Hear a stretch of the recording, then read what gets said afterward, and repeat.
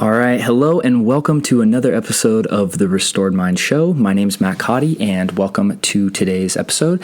And on this episode, I want to talk about the idea of growing mental health concerns that are happening during this pandemic specifically. And I want to address some things we can do as individuals to, obviously maintain and develop better mental health during this time, and some things that we just want to consider, from kind of a micro perspective, and then obviously from a macro perspective as well.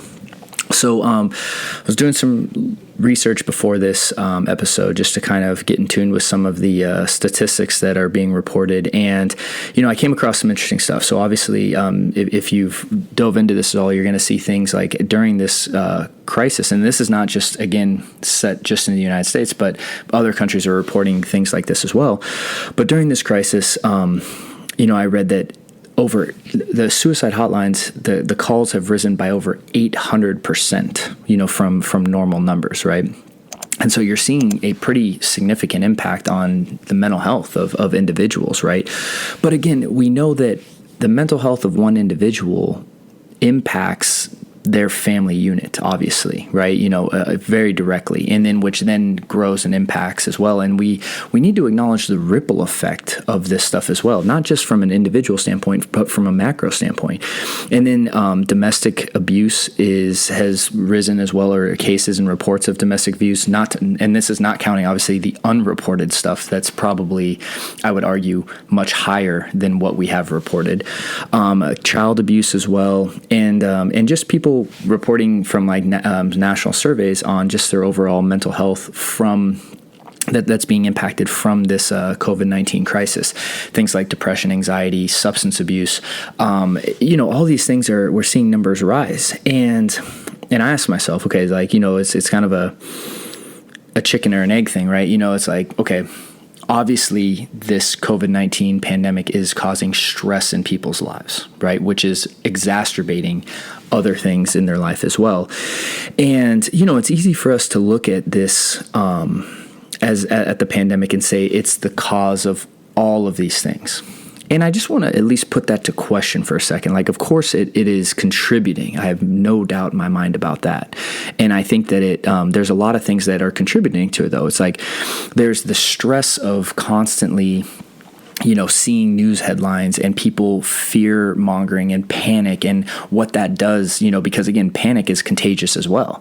And, the first video that the first episode I put out when it came to this, managing ourselves during this crisis series was this idea of the two pandemics that we have on. We have the actual coronavirus pandemic, and then we have a panic pandemic as well, right? Or where we need to realize kind of like the herd mentality of fear and panic, where if everyone around you is freaking out, it's naturally going to cause those feelings within you, even if you don't even know what you're freaking out about, right? And it's important to at least pay attention to what you're consuming. And that's the first thing that I want to say, as far as just kind of some guidance this week, is just we need to pay attention to what we're bringing in, right? And, I heard someone talk about, it was kind of like a coding term or, software development, where it's like this idea of, garbage in, garbage out. Well, if you put garbage into the system, right, you're going to get garbage out, right? And it was there was this kind of acronym, right?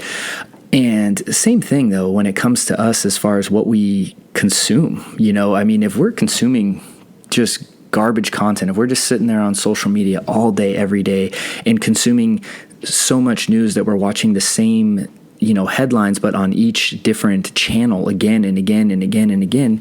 Now, I'm not saying consuming any of this stuff is necessarily bad, but when we're doing it that much, it's unhealthy, right? And so being attuned to what you're consuming is just so important during this time, And that's why it's if you are at least challenging this idea of what you're consuming from an information level. And I really do challenge, as we've gone through this more and more, I challenge you to limit your intake on news, on social media, because again, we might think it's productive, but at the end of the day, if something major happens, you will hear about it. like naturally, right? Like, I mean, and you don't need to go every 15 minutes and check the headlines, right? You can limit the kind of content that you're consuming.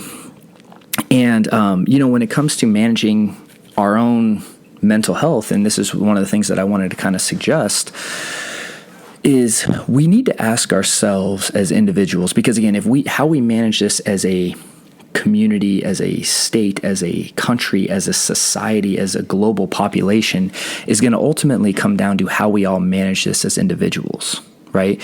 And on an individual level, we need to be able to manage our emotional response that's happening within our body and how we interact with that, what we tell ourselves about that.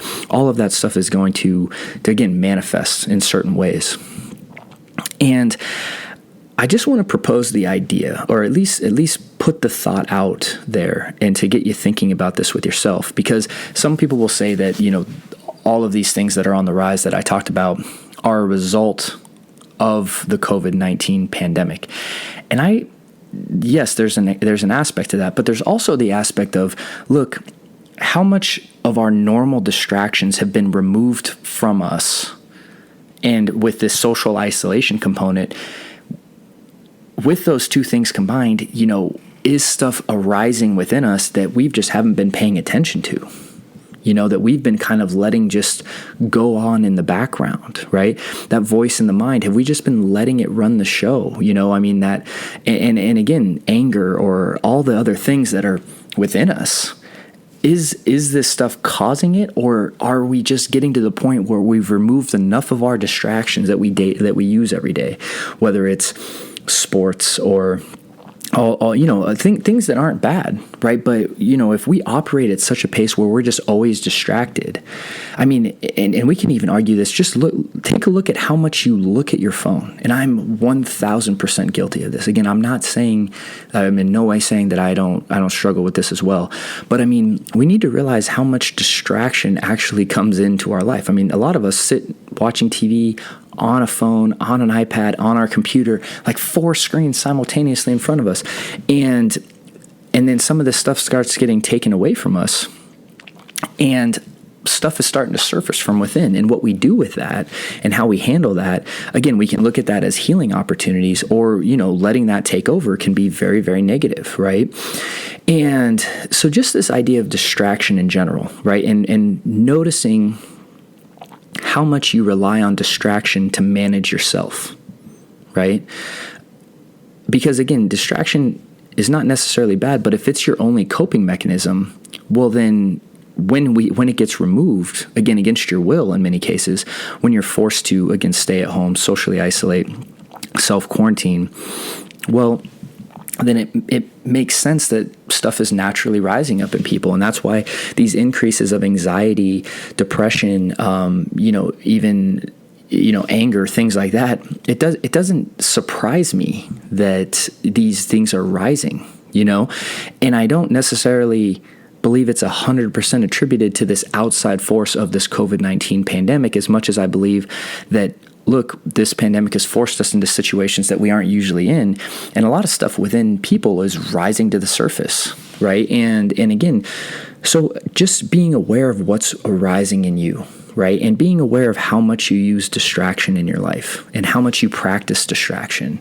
And just that idea, I just want to throw that out there this week, is just being attuned to it at least, and kind of looking at yourself with that of like, how much do I distract myself from my own emotions, from, what's going on within me, and what do I use as my distractions, right? And realizing that can be a coping mechanism that you use that you might not even be aware of. And more importantly, when that stuff does surface, figuring out for yourself, in many ways, or, through counseling, through other things, how can I best handle this stuff when it does surface, so it doesn't manifest into something really horrible like these things we're seeing with domestic violence, child abuse, alcoholism, drug abuse. I mean, just go through the list of us, suicide, obviously, all these horrible things that we're seeing on the rise. Well, that starts at an individual level, right? And realizing that internally and making sure you're taking care of yourself is going to be huge, for everyone. And then also from everyone from a global perspective as well. And then so finally, and the last thing I want to talk about is just taking care of your soul, your inner being. And one of the best ways to do that is through connection, at least that I know. And it's funny, I was playing golf with two of my friends this past week. We went and played a few holes of golf, and just to get like outside with some friends, and I said it. I just like said it out loud, and it was like, it was kind of, I don't know if it was received well, but it's just that idea. I was like, man, this is just good for my soul, like just talking to people, like just and not about anything specifically, just kind of like shooting the breeze, whatever, hanging out, and just having that connection, because again, we're communal beings, right? We need connection with people. And yes, I'm not saying that you have to go and have these huge raging parties at your house, but I am saying, like, it is, it's important to take care of yourself and to connect with people. And sometimes even quick, like 2-minute phone calls can be enough to rejuvenate you. And so, give yourself some grace during this time. I understand there's a lot going on, and it is a tough time, right? Like, there's no doubt about that. But again, managing yourself during this time is really, really important. And so I just want to, suggest that idea of connecting with other people this week. And that's like the main thing that I want to encourage, is that idea of, even if it is through a Zoom call or a phone call or even a handwritten letter, just taking the time to taking a dedicated amount of time to focus on connecting with another person, instead of just practicing these distraction behaviors and going on social and going through and binge watching the same show you've already watched on Netflix. It's like, no, like, take the time to actually say, hey, look, like, let me reach out and connect with someone. Let me reach out and call a friend I haven't called in a while, or, even your parents, right? And by the way, on today's show, I do want to issue out a very, very happy Mother's Day to all the mothers out there whose job cannot be understated. You know what I mean? Like, the things that just my wife, I'm watching her, as we become parents, and my mom, and all the mothers out there. Just the amazing role that you guys take on, and the how hard you work to do what you do. Just again, a huge thank you, and a celebration of all of you. Is much called for this week. One day hardly does justice to what you guys do. So I just want to say thank you for that from the Restored Minds community.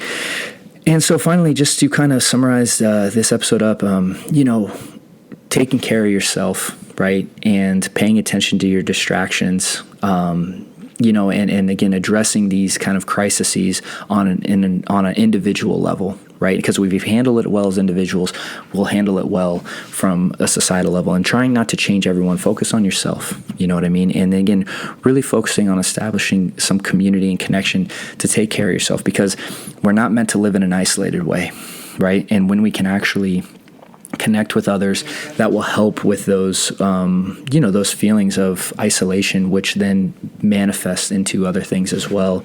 And again, finally, I just want to extend the idea to just have some grace towards yourself this time, during this time. Like, you don't need to burn both ends of the candle right now, right? This is really about just kind of going through this time until we reopen, and until we, are able to return to, where places of businesses are opening up, and to return, to life before the pandemic to the best of our ability. And so, thank you for tuning in this week. I really hope this was helpful. And again, if you need help, if you're looking for help, especially with anxiety, we have our Overcoming Anxiety program open, where we're doing weekly calls, where I'm fielding questions and all that, and also the masterclass as well.